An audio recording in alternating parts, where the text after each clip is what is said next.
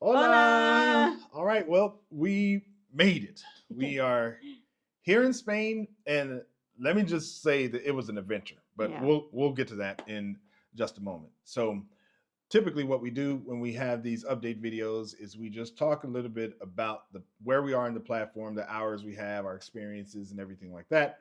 That's not going to be in this video, but we will be doing that in our next video. But for this video, I mean, we have a story to tell. So, our idea before we left home was that we were going to get to Spain, Yeah. and our first interaction was going to be with the cab With driver. the cab driver, our host. Yeah, We're yeah.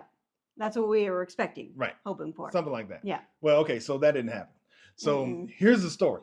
You're probably not gonna believe this. You think I'm making it up, but this is what happened. And the good thing about this is we actually got a chance to put our comprehensible input to the test like almost right away. Yeah.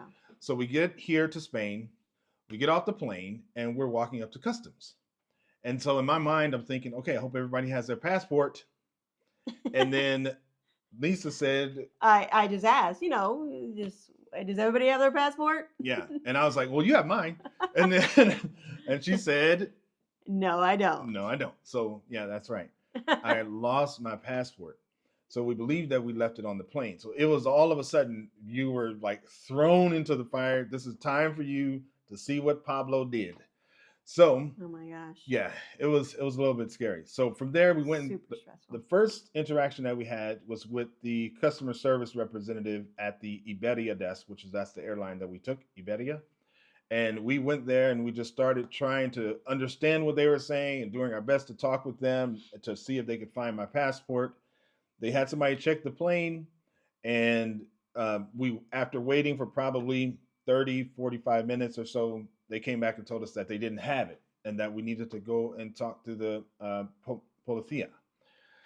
So we went in to talk to the police, and then and it was like a holding area. So in that area, they had us go through all of our luggage. They sent Lisa and my youngest son down to the, where did you go? We went to the lost and found Okay, and by the baggage area. how was your experience down there? I was in panic mode at that time, so um, I was saying pasaporte perdido or perdido pasaporte. That's just lost passport. But other than that, I was in panic mode and I was just saying hablas inglés, Yeah. hablas inglés.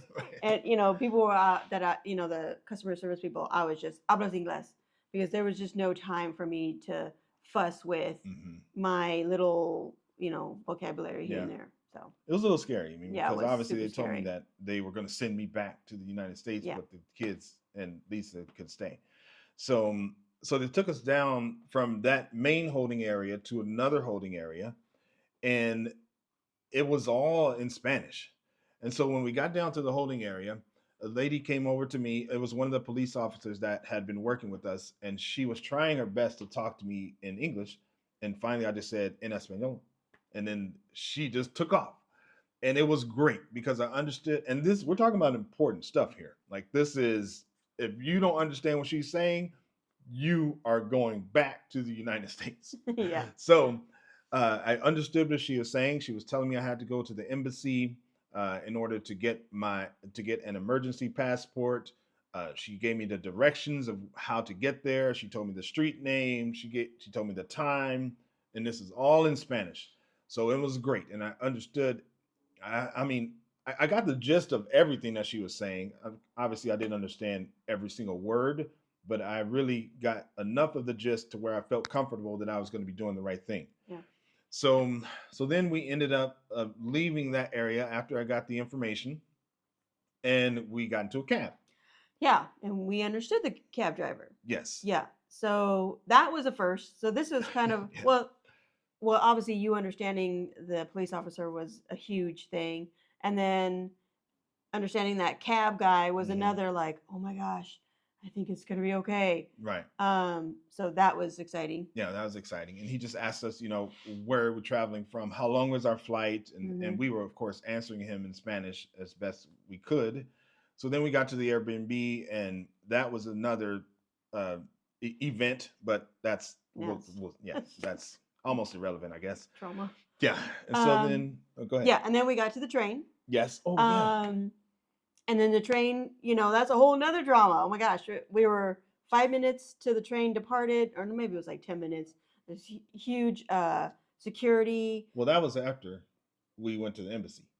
Oh yeah, that was after the Yeah. embassy. I'm Yeah. sorry. And so the next day, Yeah. the next day we woke up and we went to the embassy. Oh, that's right. And so It's all a blur. yeah, at the embassy, everyone there were Spanish or Spaniards who were there to get their, I guess, their passports or their citizenship or something Yeah. like that. So, but we didn't know that at the time. Mm-mm. And so there was a line that was for all Spaniards. So everybody there was speaking Spanish. The guard was speaking completely in Spanish. We had to communicate with people and get ourselves organized in line. They came and told us that our son can't be with us inside because he had a backpack. And this is all in Spanish. Yeah. So that was great. Yeah. And then we went in, we did the process, we got our the passport, and then we went to the train station. Yeah. And so that was chaos.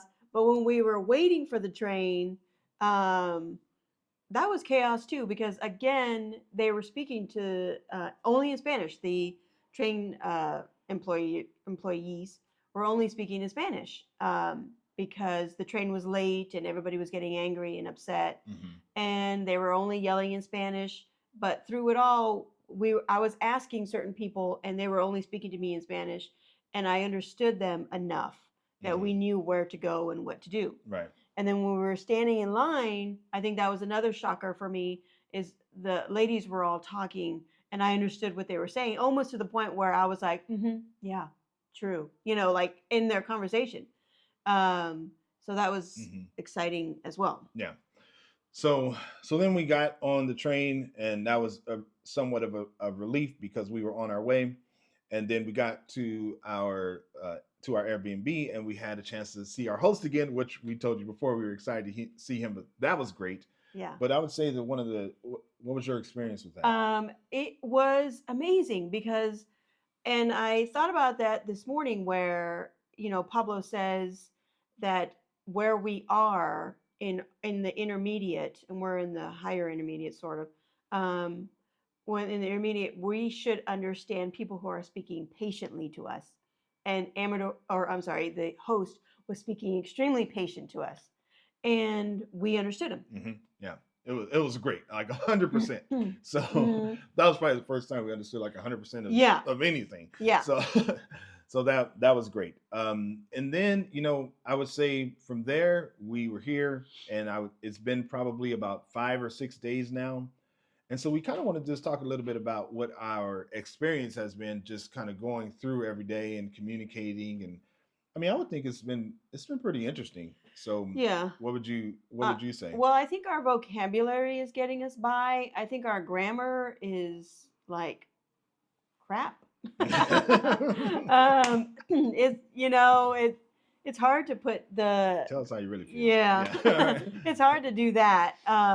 We're not afraid to speak, though. I think we have been, where before we were even worried about going into a particular restaurant that looked more local. We were worried about going into certain places, but now we're just like, let's just do it. Right. And we'll figure it out. We know enough that we can figure it out.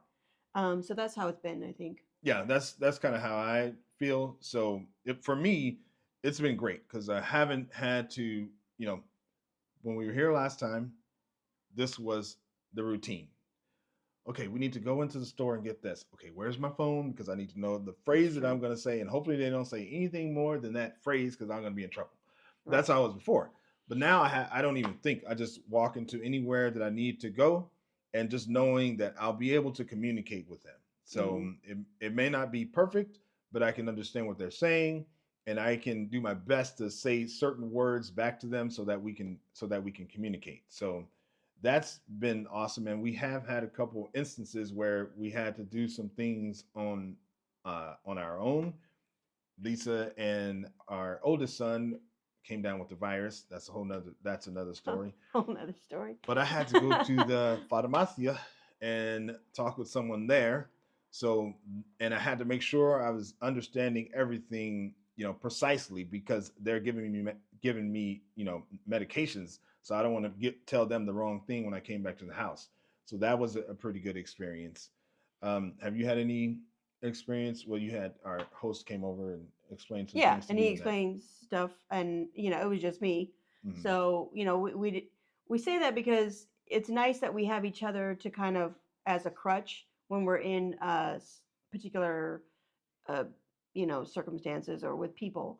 But we're realizing that we don't necessarily need each other, Right. because we've had to do things on our own. Right. And we're getting by. I have noticed that people do talk to us in English, Yeah. so Yeah. that's still there. But I kind of we have let them Yeah. because I feel like they're practicing. So before we were like, "Oh, speak to us in Spanish," but I think they're also so excited that they speak English. Yeah, So they're proud that they they are. speak English, You're which right. I completely understand. In fact, when I went to the farmacia, I told her that I'm learning Spanish, and she said, "Well, I'm learning English." Yeah. So it was perfect. We had our little crosstalk session. Yeah. So I would say in general, if I had to sum it all up, I would say 100% without a doubt, dreaming Spanish and comprehensible input works, because it's been a year almost exactly, actually pretty much exactly a year. And no, that's not true. It was a year since we've been here, but it's been about 7 or 8 months that we've been doing comprehensible input, and it's a whole different experience for us, Yeah. just being able to understand. Now, of course, the next step is going to be for us to learn to uh, talk. I mean, we can talk. We can, because I know people on here are going to be like, "You should be talking," which that's fine. I definitely can appreciate and respect that, and we are talking to a certain extent. But I would love to be able to have a conversation like I normally do, and say a lot of the words and phrases that local people say. So those are the things that we're Yeah. working on and learning. Yeah. So, did you have anything else you want to say? No, I think that's pretty much it. Yeah. Yeah. So we just want to hop on here, share our experience. We think it's been great. We got to put our skills to the test, as As intermediate yes, listeners. yes, as right away, as soon as possible. So Yeah. from here, what we're going to do is we are going to continue experiencing things. We'll keep you updated as time goes. We'll post videos ever so often so you can see our progress, and eventually we'll be posting videos of us actually just talking fluently to someone in Spanish. So, anything else? Nope. Okay. Oh, don't forget all the YouTubey stuff. Like, subscribe, share, all of those things. Venga. Adios. Adios.